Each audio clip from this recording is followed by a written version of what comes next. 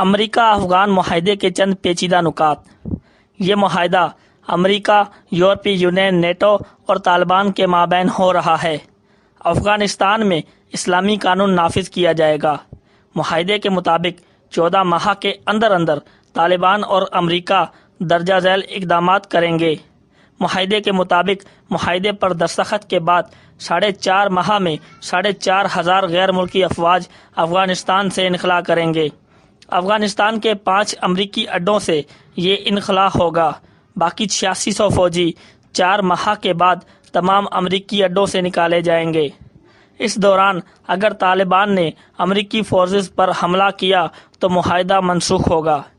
10 مارچ سے پہلے امریکہ طالبان کے 5000 اور طالبان افغان حکومت کے 1000 قیدی رہا کریں گے۔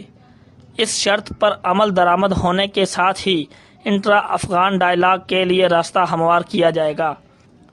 معاہدے کے مطابق جن لوگوں کے پاس سفری دستاویزات ہوں اور کسی ملک کے خلاف سازش کرنے میں ملوث نہ ہوں، ان کو افغانستان میں قانون کے تحت رہنے کی اجازت ہوگی۔ افغان طالبان کے تمام افراد کو سفر کرنے کی اجازت ہوگی۔ امریکہ نیٹو کی جانب سے افغانستان میں کسی بھی قسم کی کارروائی نہیں ہوگی۔